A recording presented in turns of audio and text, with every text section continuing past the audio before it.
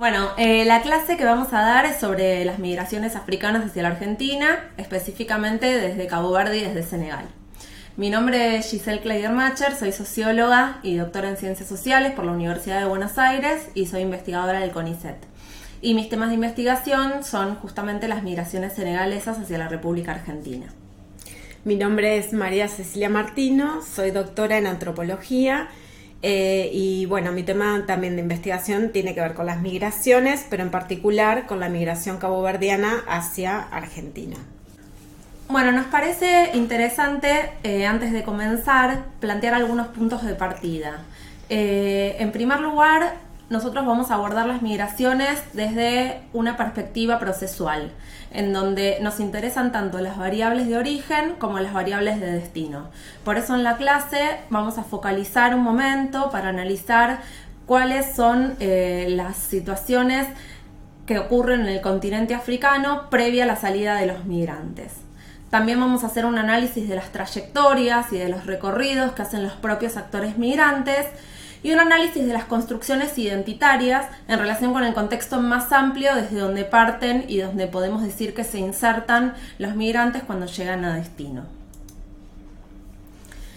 Planteamos en primer lugar que históricamente las poblaciones han migrado a lo largo del territorio y esto se da con mayor énfasis en el continente africano, donde las fronteras no estaban delimitadas y en donde las personas se movían en busca de mejores condiciones de vida. Las fronteras, como dije anteriormente, no estaban presentes y esta situación cambia en el contexto de colonización. Más puntualmente con la Conferencia de Berlín, que se produce entre los años 1884 y 1885, donde las potencias europeas se reparten el continente africano, quedando Senegal bajo el dominio de Francia y Cabo Verde bajo el dominio portugués. Bueno, ahora a mí me toca como empezar a hablar sobre lo que fue el fenómeno de la migración caboverdiana a la Argentina. La migración de origen caboverdiano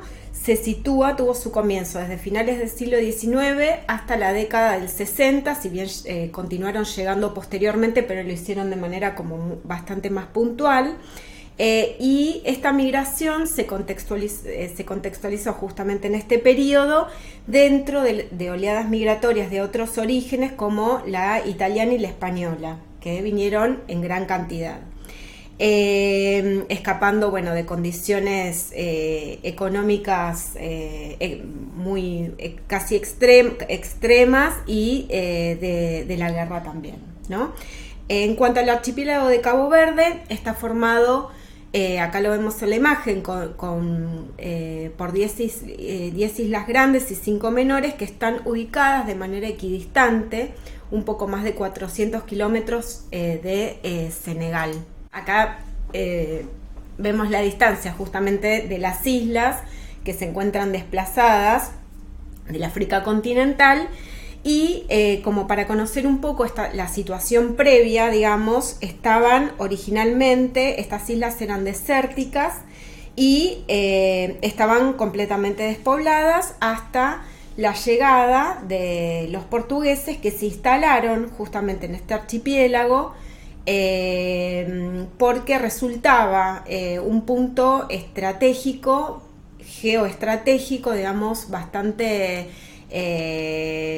beneficioso, se podría decir, como para poder acceder a las regiones continentales africanas y justamente capturar poblaciones esclavizadas que eran trasladadas a este archipiélago, que formó parte de una suerte de entrepuesto desde donde estos esclavizados iban a ser trasladados también forzadamente hacia las otras colonias, ¿no? Como por ejemplo a Brasil.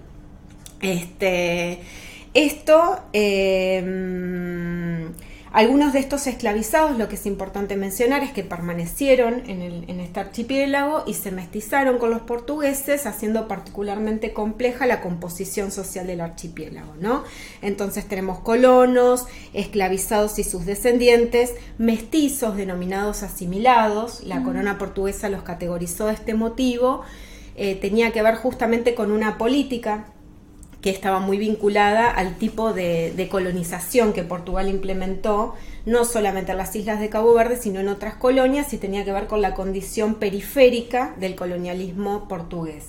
que se valió justamente de una explotación de las poblaciones locales para incorporarlas a su administración y de ahí, digamos, aprovechar los recursos al máximo por la subalternidad, perificidad de este tipo de colonialismo. Hacía que se incorporaran nativos de las islas, se les diera cierta preparación, o sea, no cierta preparación, pero se los preparaba, se los instruía, les daban la posibilidad también de acceder a la ciudadanía portuguesa. Esto va a ser muy importante porque después esto va a impactar de una manera bastante importante en las identidades que este sector social que mantuvo como tanto simbólica como materialmente una distinción, y justamente esto hacía que estos denominados asimilados tuvieran un estatus completamente distinto al de otros sectores sociales, ¿no? Entonces, bueno, algunos de estos asimilados, lo que hay que señalar eran que eran descendientes de colonizadores con mujeres locales, algunas esclavizadas, y bueno, esto les valió, como ya mencioné, de un estatus social y una jerarquía que impactó de diferente manera y contribuyó a estratificar de manera bastante compleja la situación de la composición social de las islas. La situación de las islas de Cabo Verde, las pésimas condiciones de explotación implementadas por la corona portuguesa por estas características del colonialismo portugués que ya mencioné, sumado a la estructura desértica del archipiélago, generó que las personas que residían ahí tuvieran como principal estrategia la emigración. Es por esto que muchos conceptualizaron, muchos investigadores sobre estos fenómenos, a este tipo de migración como una diáspora.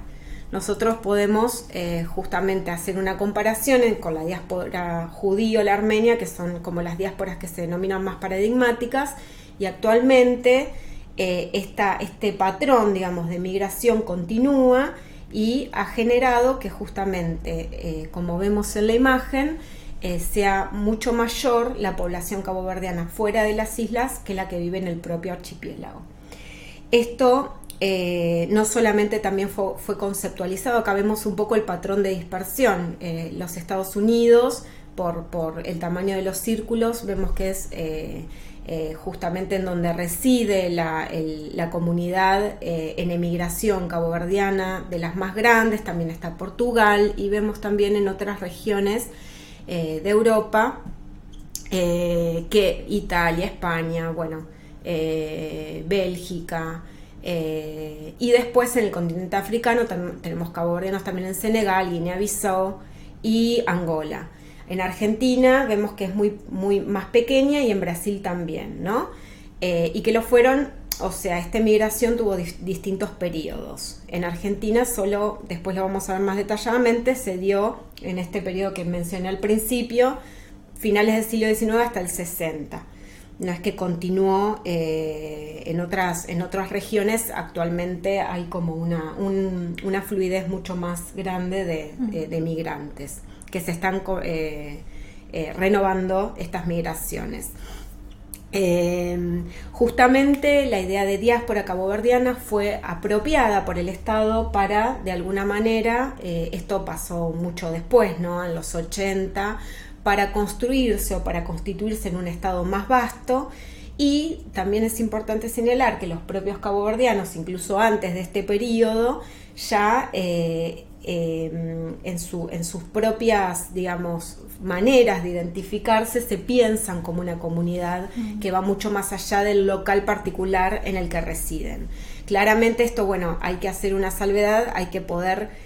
hacer un seguimiento, por eso hablábamos del enfoque procesual de largo plazo, para poder entender cómo estas variaciones o esta conexión con las islas de Cabo Verde va cambiando de signo y se va transformando. No significa siempre lo mismo, y hay momentos en los que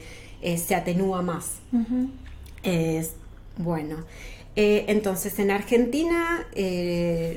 voy a mencionar que justamente, bueno, hasta la década del 60, en distintos periodos, hay una antropóloga que se llama Marta Mafia, que investigó particularmente diferentes épocas de llegada de los caboverdianos desde finales del siglo XIX hasta el 60, entonces marcó que en torno a las décadas del 20, del 30 y del 47 vinieron diferentes grupos, ¿no? Como en contingentes distintos que se fueron ubicando en ciudades fundamentalmente portuarias, ubicadas en la provincia de Buenos Aires como Bahía Blanca, Mar del Plata, Dock Sud y Ensenada. En estas últimas dos ciudades, que están muy cercanas a Capital Federal,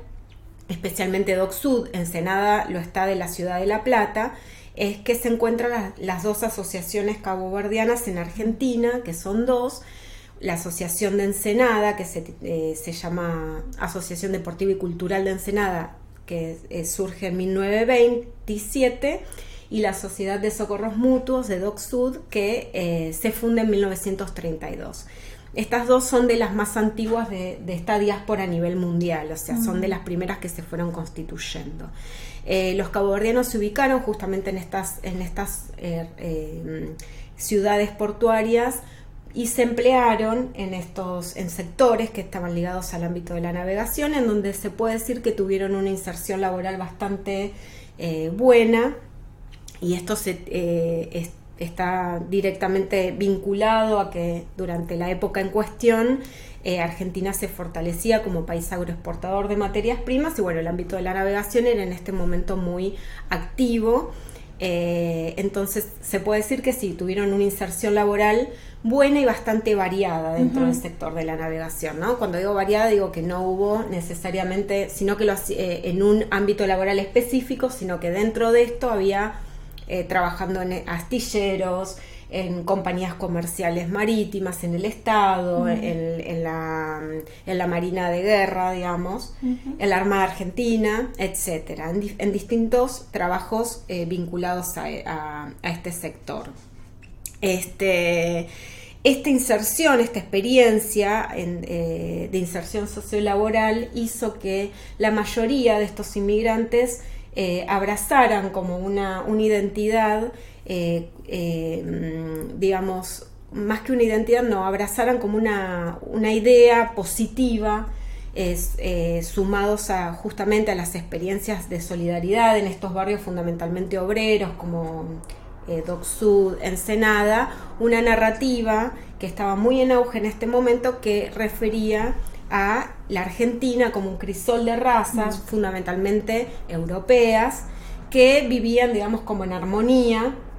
Es una narrativa aún, porque emerge en distintos momentos, carente de conflictos, y que intenta justamente resaltar estos aspectos optimistas vinculados justamente a la idea de un país en donde hay una suerte de alquimia social que esta narrativa desplaza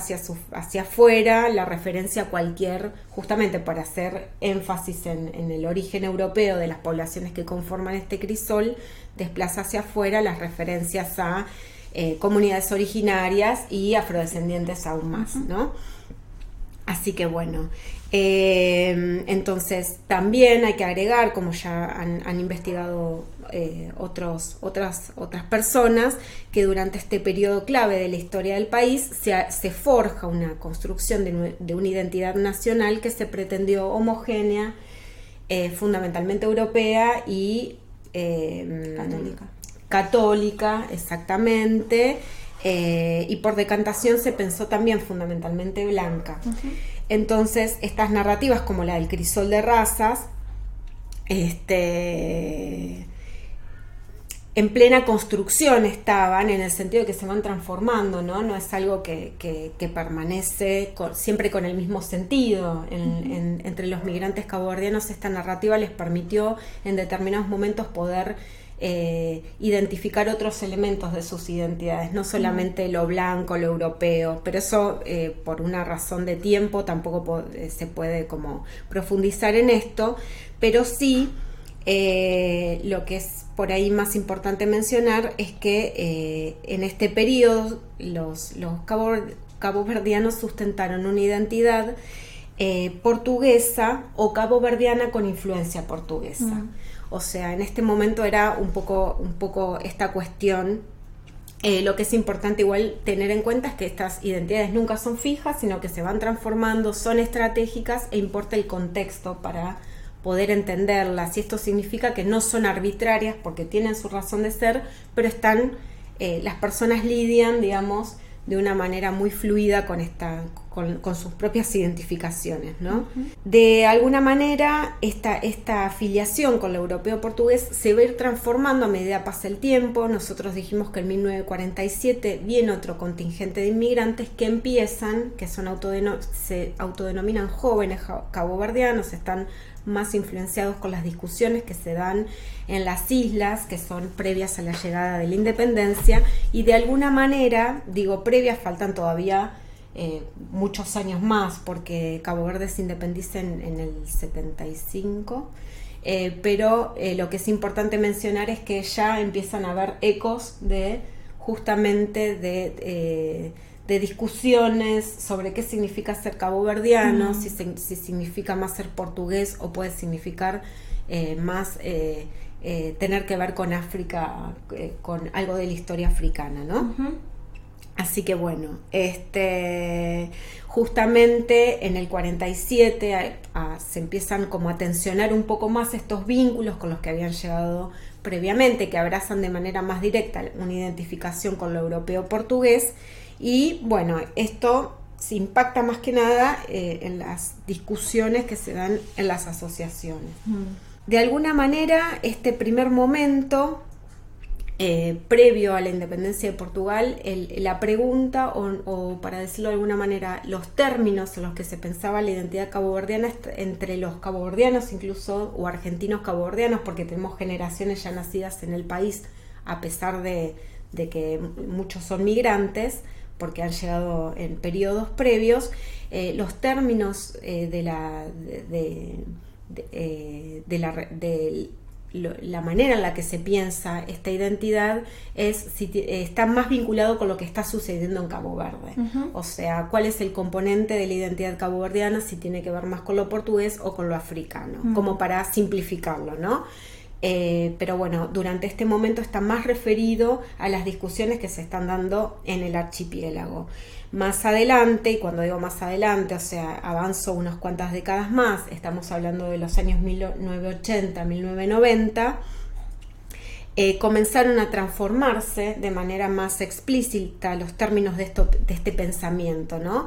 Y me refiero a que esta pregunta se ancla más con lo local. Entonces, ya no es tan, es importante, ¿no? Porque no es que se descarta, pero no es tan importante quizás o tan central discutir cuál es el componente de la identidad caboverdiana, si es africano o es portugués, sino qué pasa con ser caboverdiano. También surgen otras afiliaciones o maneras de decirlo, ser negra, ser negro en Argentina, o ser africano en Argentina. Y esta pregunta la trae de manera, este impulso, este dinamismo, lo extraído fundamentalmente por una joven activista que es Miriam Gómez, que es primera generación de hija de caboverdianos, y de alguna manera su participación en organismos, en el Comité Africano, Comité Latinoamericano contra el Apartheid, que es una de las agrupaciones que surgen, o Comité Democrático Haitiano, también estaban en esta época, en la década del 80. Pensemos que, bueno, pasó la dictadura, hay como una especie de florecimiento que es acotado, porque todavía no es que termina la dictadura y todos salen al espacio público, pero de alguna manera hay como una suerte de florecimiento que después se vuelve como a apagar un poco más en los 90, porque empiezan a surgir como otros tipos de movimientos. Pero lo que estábamos mencionando es que de alguna manera en los 80, del 83 en adelante, empiezan a surgir muchas organizaciones, y en torno a estas organizaciones, ya que estamos hablando del caso particular de la migración caboverdiana, surge de una manera muy activa esta activista que comienza a introducir de alguna manera cuestiones que vuelven a tensionar y a reavivar algunas discusiones al interior de la comunidad. Y cuando digo comunidad me estoy refiriendo particularmente en las asociaciones, que es donde congregan la mayor cantidad de personas paisanas de descendientes de caboverdianos. Si bien durante este periodo están las discusiones contra el apartheid, y se puede decir que ejemplos extremos como el apartheid dificultan pensar en una forma de racismo un poco más polisémica, más compleja, como han investigado Frigerio o Lea Heller, que plantean justamente la polisemia de las categorías raciales en Argentina. Esto significa que cuando uno dice negro puede tener muchos sentidos distintos, pero de alguna manera ejemplos extremos como este permite tejer entre los activistas locales, tejer vínculos con otras organizaciones que también estaban generando reclamos contra el apartheid sudafricano, y también permite encarar formas de visibilizar el racismo, que aquí también era como una mala palabra, incluso porque estaban presentes estas narrativas que destacaban la solidaridad. Hablar de racismo era como algo que se traducía como algo crítico o antinacional. Entonces, de alguna manera, poder recuperar estas críticas contra un régimen de segregación racial tan extremo permitió poder traer o traducir algunas experiencias que, si bien son muy distintas, se pueden comenzar a hablar de racismo, de discriminación aquí en el país. A su vez se comienzan a estrechar lazos con otras organizaciones del movimiento afro, fundamentalmente de Uruguay y de Brasil. Durante estos 80 hay un florecimiento de agrupaciones que, como ya decía, ante la llegada del neoliberalismo de los 90 se van como desilvanando de alguna manera, y ante lo que López menciona, el vacío institucional de los primeros años del menemismo neoliberal, y en relación con ello emergen otros actores como son los organismos internacionales,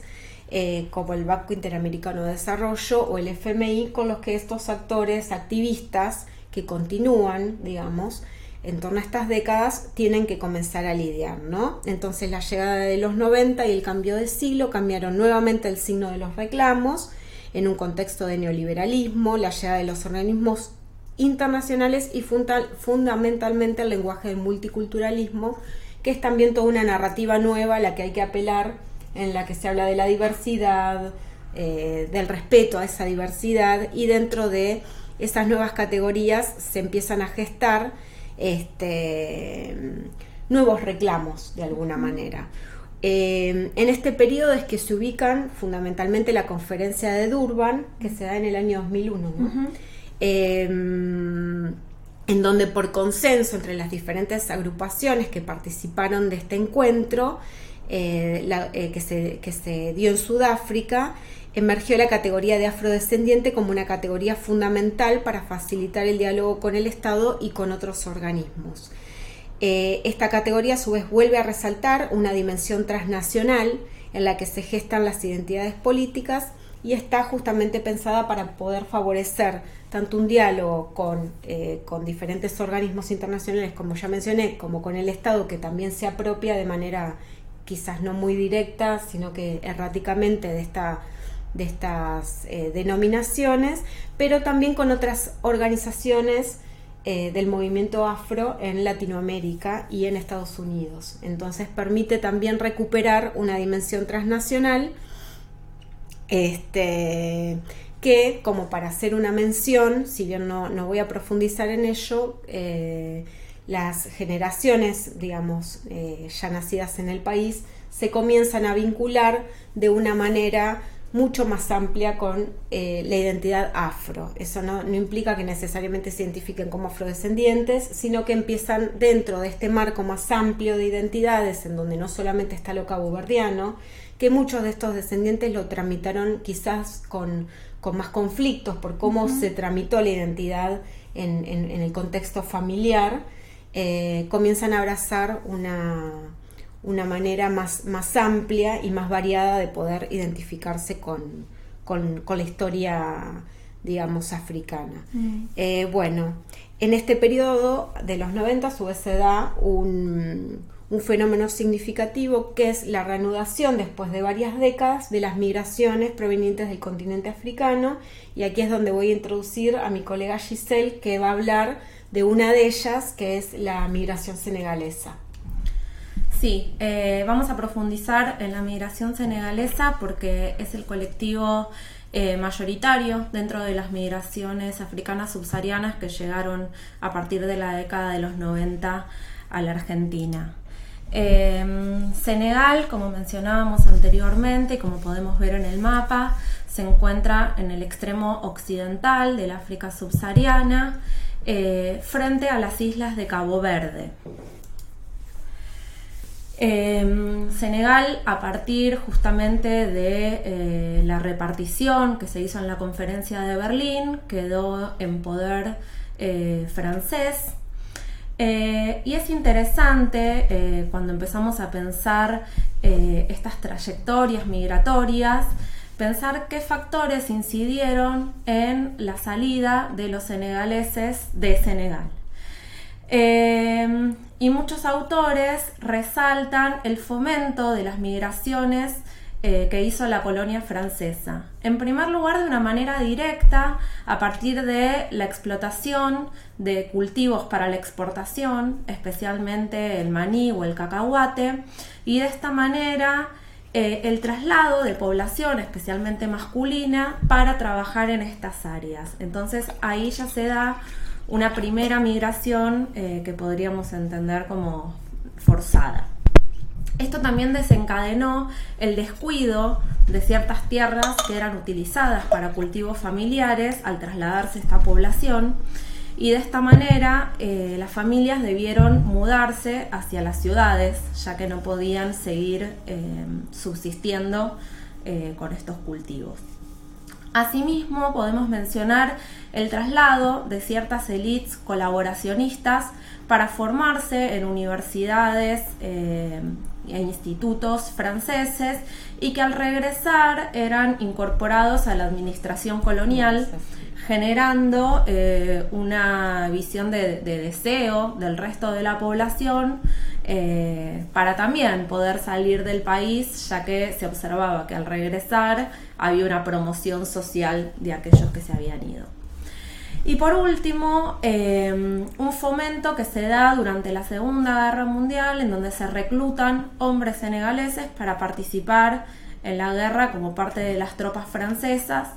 y posteriormente el reclutamiento de hombres para trabajar como mano de obra en la reconstrucción de Europa tras la Segunda Guerra Mundial como parte del Plan Marshall. Toda esta situación podemos pensar que contribuye a la conformación de un hábitus migratorio. Hábitus tomado en el sentido del sociólogo francés Bourdieu, quien lo entiende como una práctica y a la vez como una forma de representar y de ser representado que se va incorporando en la formación de las personas, en su sociabilidad.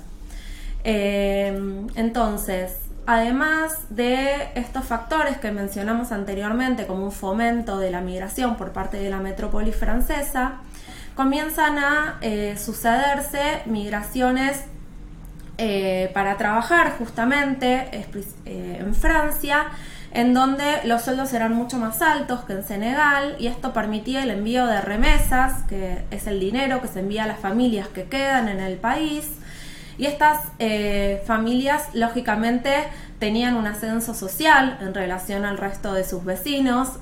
por este dinero que recibían. Y también los migrantes, cuando volvían a visitar a sus familias en época de vacaciones, volvían con grandes cantidades de dinero que les permitían acceder a automóviles y a otros bienes a los que el resto de la sociedad no podía acceder. A ello debe adicionarse también que en este momento toman gran fuerza los medios masivos de comunicación. Hablamos de los 60 más o menos, en donde comienzan a reproducirse en Senegal las radios, y donde, bueno, asimismo el regreso de los migrantes y su circulación hacía que se reproduzcan esta búsqueda de nuevos modos de vida más occidentales, podríamos pensar. En 1960, junto a otros países que formaban parte del África Occidental francesa, se produce la independencia de la metrópolis.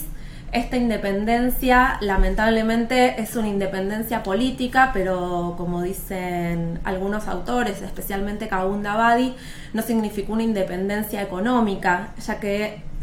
tras el retiro de Francia, de Senegal, el país quedó profundamente empobrecido,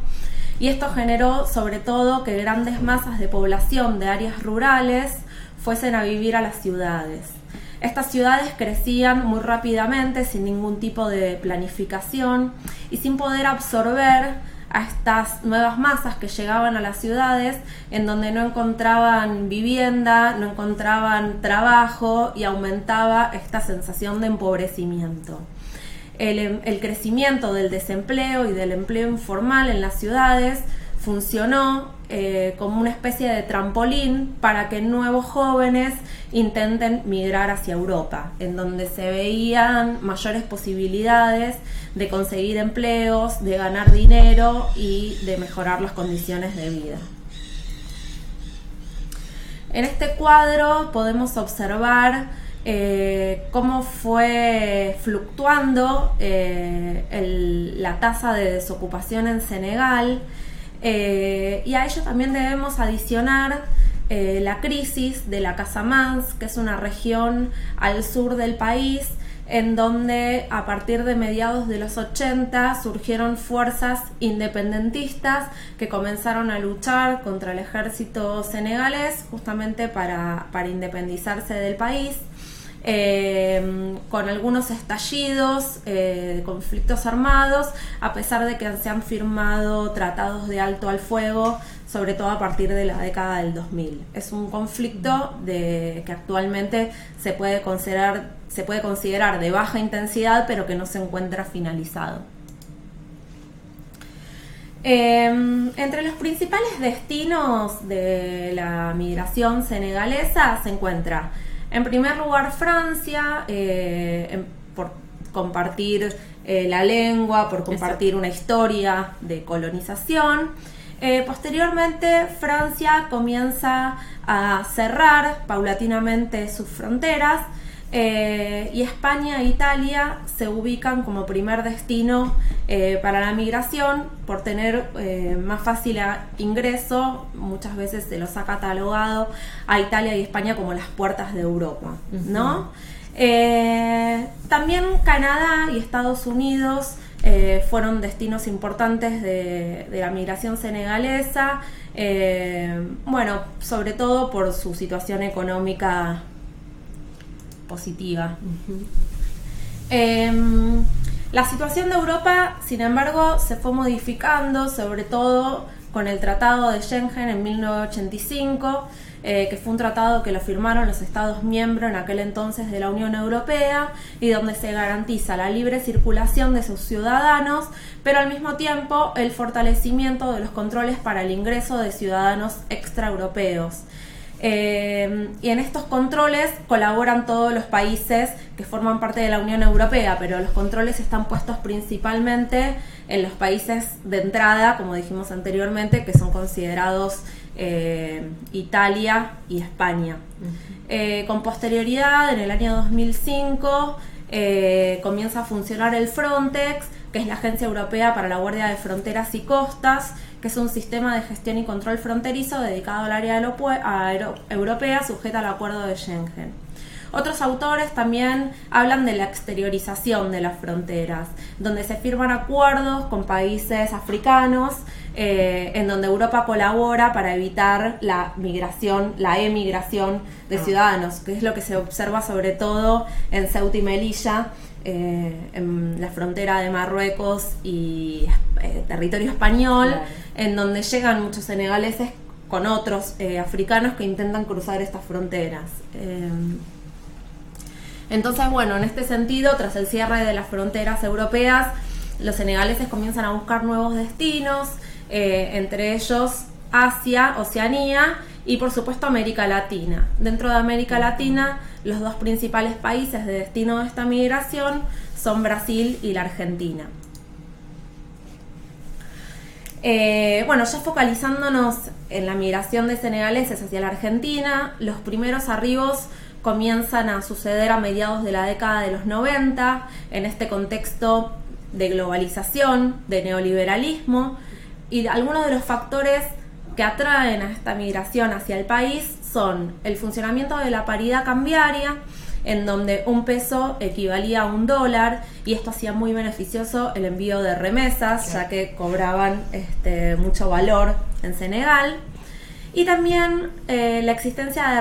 de representación diplomática, ya que en aquel entonces Argentina tenía una embajada en Senegal y Senegal tenía representación diplomática en la Argentina, lo cual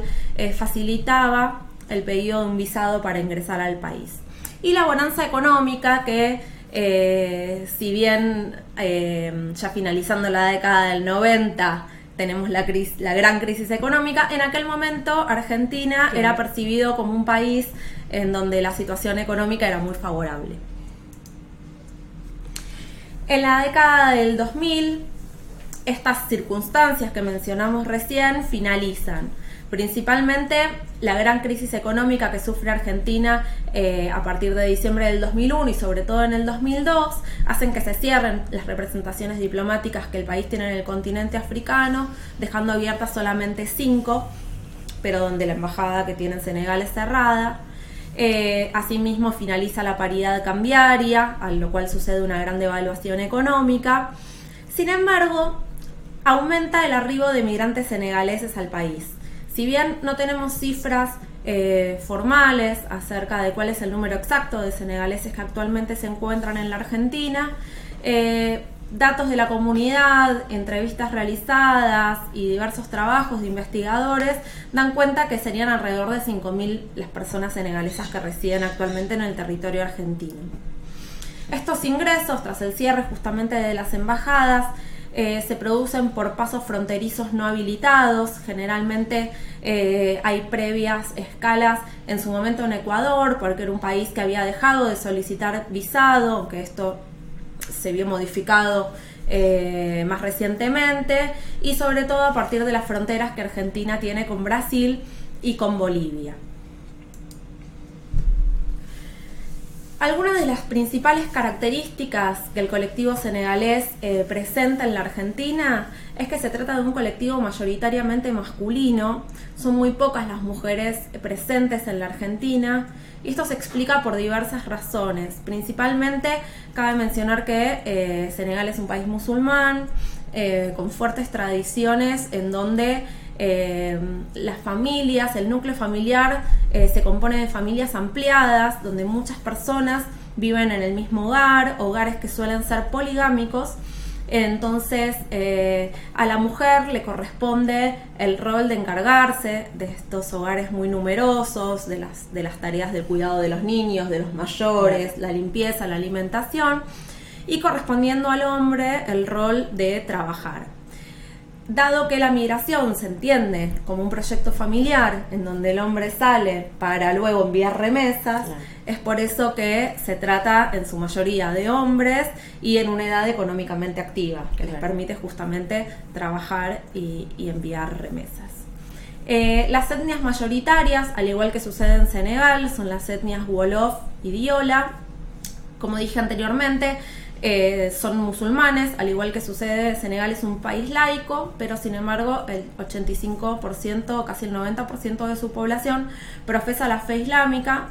pero se enmarca en un islam sufí, un islam místico, que se estructura en hermandades o cofradías, siendo las más importantes la Murid y la Tillán. Y esto mismo se reproduce en la migración en Argentina. Es muy importante en la migración senegalesa, y para poder entender por qué aún habiendo finalizado esas condiciones favorables para el ingreso de senegaleses a la Argentina, aún así continúan los arribos, es muy importante entender el rol que tienen las redes comunitarias. Las redes están conformadas por familias ampliadas, por vecinos, por miembros de la misma cofradía, o bien simplemente por ser compatriotas. Las redes ayudan en la migración al facilitar información acerca de los papeles necesarios para salir del país, las redes con quien contactarse, los pasajes, porque se trata de una distancia muy extensa la que tienen que recorrer, en donde no hay vuelos directos, entonces son trayectos muchas veces complicados. Y la red, por supuesto, colabora cuando el migrante ingresa al país, sobre todo con el alojamiento en hoteles pensión, que es donde suele alojarse la comunidad, o bien en departamentos compartidos, en donde se aloja al recién llegado. Por supuesto, con el alimento. En general, la comunidad senegalesa cena en conjunto, compartiendo los platos tradicionales en turnos para cocinar. Todos los días cocina algún hombre diferente de la comunidad y comparten todos ese plato al final del día, junto con conversaciones acerca de las problemáticas que han tenido durante el día.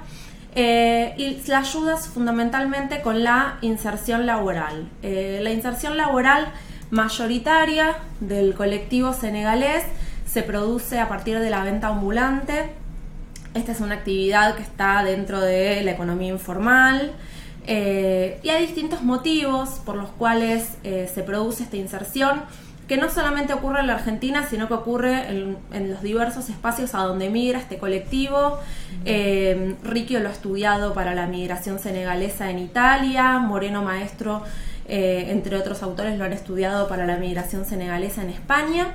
Y en la Argentina sucede la misma situación. Entre los motivos se encuentran, primero, la falta de documentación; en segundo lugar, el poco capital para invertir con el que cuentan cuando llegan al país; la falta de conocimiento de la lengua, ya que recordemos que no hay lazos lingüísticos entre Senegal y la Argentina. Y asimismo es una actividad que permite contar con ingresos diarios y también una autonomía de horarios. Esto es algo muy valorado por la comunidad, sobre todo para poder respetar los horarios del rezo y para poder enviar remesas a las familias cuando lo consideren necesario.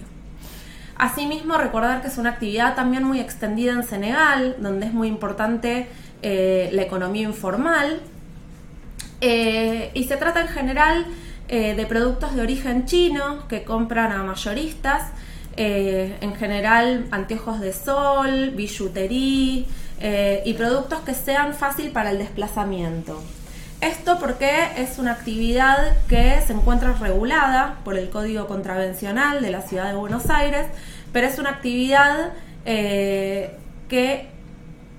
se encuentra dentro de lo que algunos autores han llamado ilegalismos, ¿no? Que está sujeto a la voluntad de la policía de permitirlo o no, porque no está del todo reglamentado.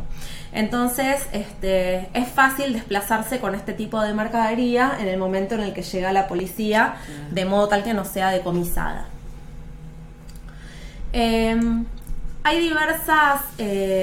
redes que aunan al colectivo senegalés. La más importante tiene que ver con la red religiosa. Como dije anteriormente, se trata de un islam sufí que se estructura en cofradías. Las más importantes son la Murid y la Tillán.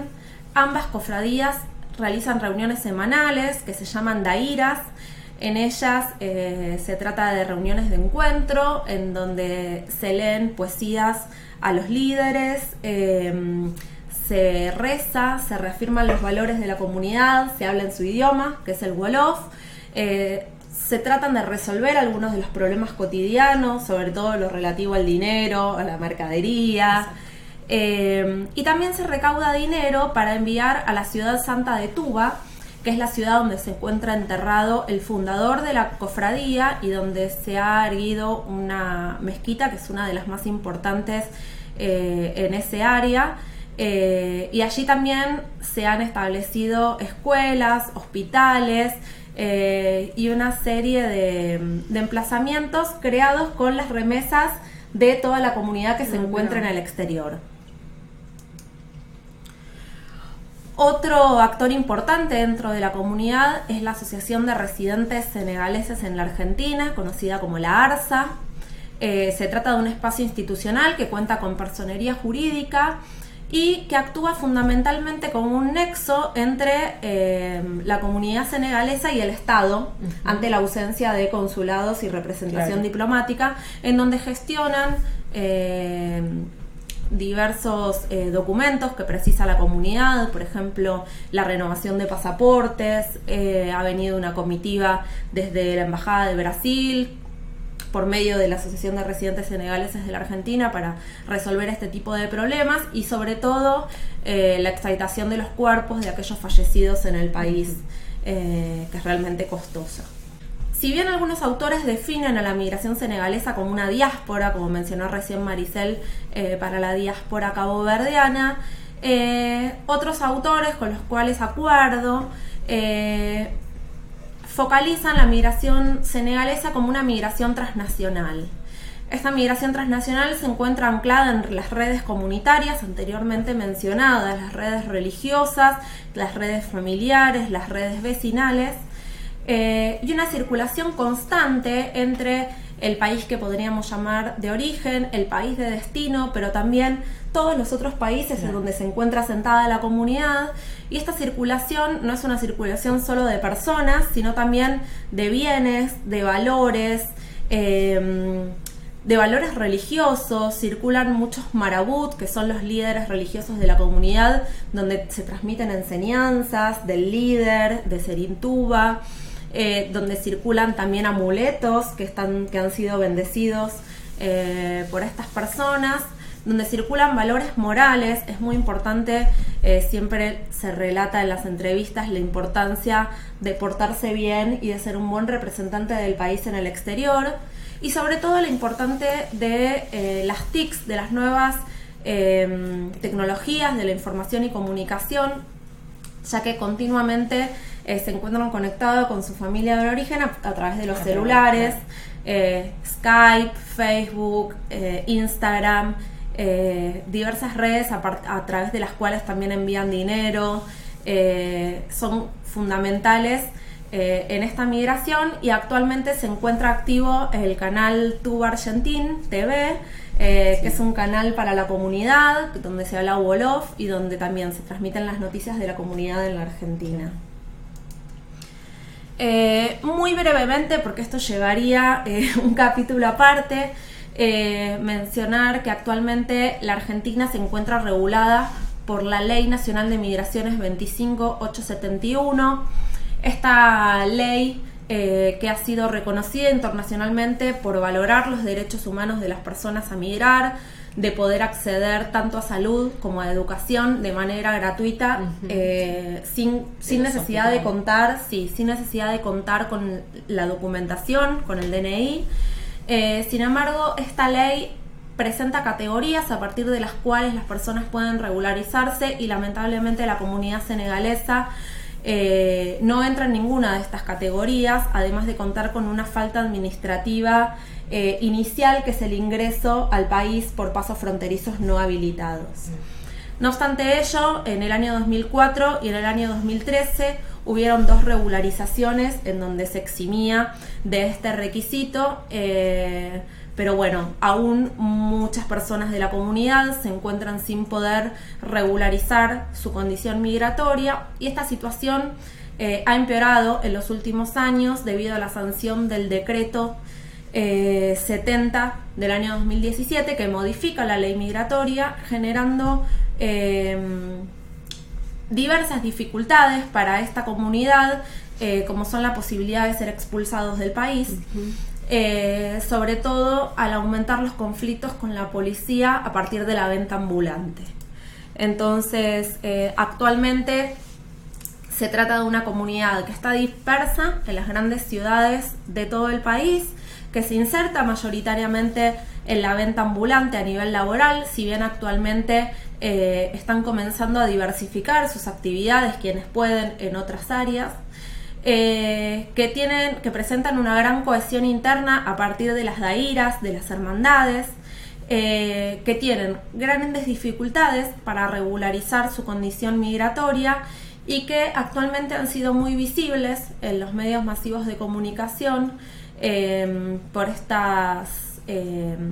por estos altercados que han tenido con la policía, a los cuales denuncian como situaciones de racismo y discriminación y ante los cuales han activado redes con otras organizaciones de la sociedad civil y han presentado demandas y realizado manifestaciones contra el racismo y contra la discriminación.